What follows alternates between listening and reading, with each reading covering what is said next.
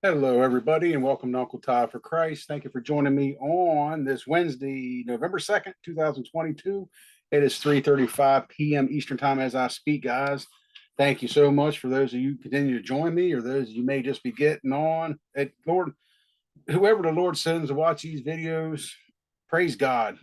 Whoever gets fed gets fed. We all say it all the time. We need to eat. Sometimes these devotionals and the scriptures smack me right upside the head. Sometimes they may do the same to you. There may be some days where it's, but you know what? It's okay. It's okay that every single one does not speak to us directly. God's got a lot of children out there, and they don't all like the same food. Kind of like them little kids on Mondays that I tell you about. One little girl, she doesn't like pizza, but she likes the pizza flavored Lunchables. If that's what she likes, praise God. So you know what? The same kind of goes with the Word of God. There's some scriptures that are nice and delicious and tasty to me, but to some others, it may not be so much the same. Anyway, guys, I still give God praise for those that do join as we continue again. Stand strong out of our daily bread. 365 devotions for everybody. And today's title, I love it. I love it. I love it. God help us do this, please. Pursuing unity. Pursuing unity. My body broken for you. Good God Almighty. And our study scriptures, Brother Dave. God must be speaking to you because I think we just had this not long ago. Seems like it anyway. I know it's one of your favorite chapters, Colossians chapter 3. The author has picked verses 9 through 17. I believe I've highlighted 1 through 17, folks. Uh, and I think that entire chapter is only 20 some verses. So you know what I'm going to say. While you're in there, if you're still hungry, keep on eating.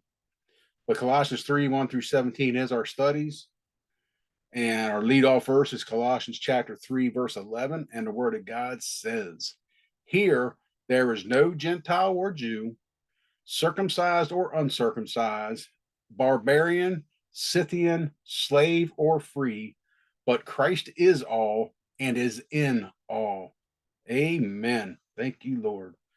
And David McCaslin, our author, writes this today.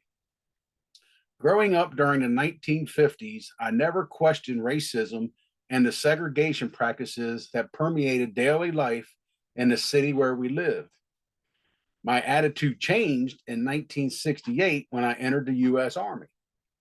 Our company included young men from different cultural groups, and we learned that we needed to understand and accept each other and work together to accomplish our mission. Lord, speak to us. When Paul wrote to the first century church at Colossae, he was aware of the diversity of its members. He reminded them, guys, that they already knew this, but he had to remind them.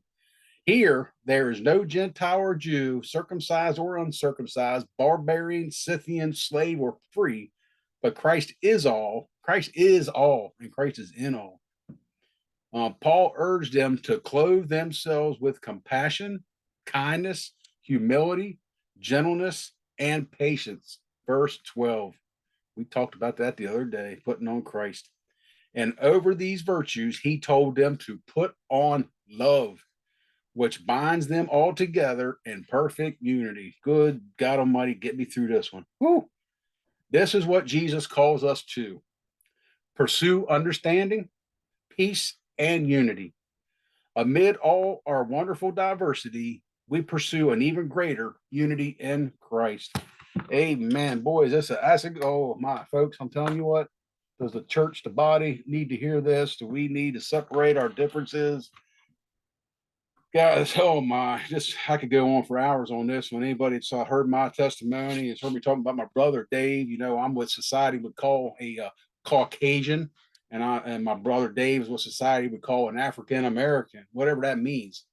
I don't even know what Caucasian means, and I'm pretty sure he's never been to Africa, but that's what we label each other by our skin colors. And that's not in the Bible. The Bible does not label us by skin color.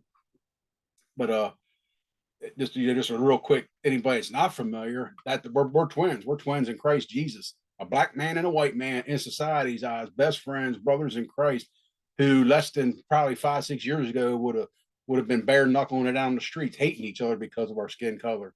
That is only Christ, folks. And if people can't see that God did that, is we didn't go to any anger management class. We didn't take a special magic pill. We didn't go to counseling, therapy, or anything like that. We went to Celebrate Recovery, which is a support group, but all that is getting in the Word of God, getting Scripture in you. You get that Scripture in you, you get the love of Christ in you. You see everybody the same color, I mean, none of that matters anymore, guys.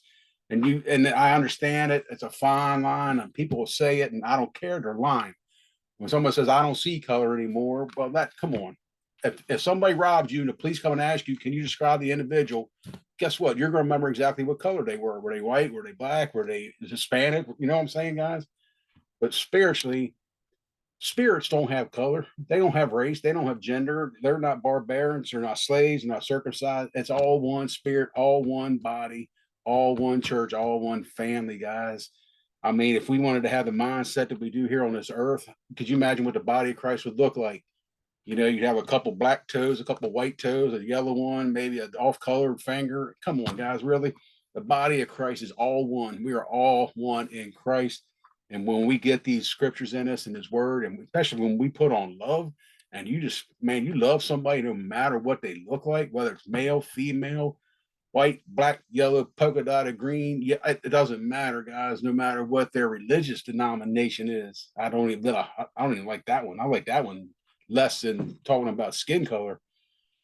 But we're just called to pursue, like the title, to pursue unity, guys. And so often these devotionals talk about running this race, pursuing, perseverance, striving, achieving, press forward, guys. We are in a fight. We are in a race. We got to keep pressing forward. Be that example. This is just such a beautiful one. Putting,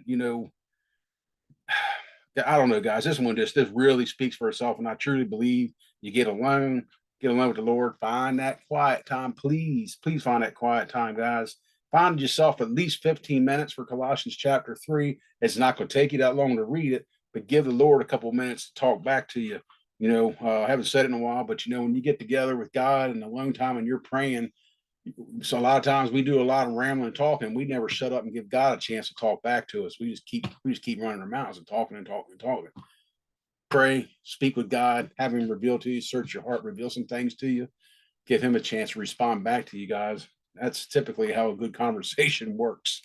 But trust me, I know a thing or two about one-sided conversations. But guys, this is just a beautiful one. Please get along with the Lord. We got to pursue that unity. Got to come together. I mean, look at the background there, guys. Come on, I'm assuming female hands and male hands, white, black, dark. I don't see any skin color that's white, and I don't see any that's black. I mean, to me, white is the color of his t-shirt and black's the color of my t-shirt. And I don't see any of that. How about you guys? So anyway, guys, this is a beautiful one. This is the mindset we got to have.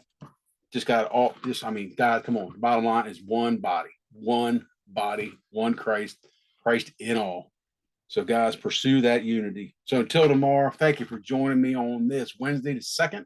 And I look forward to seeing what the Lord says tomorrow. I love you guys.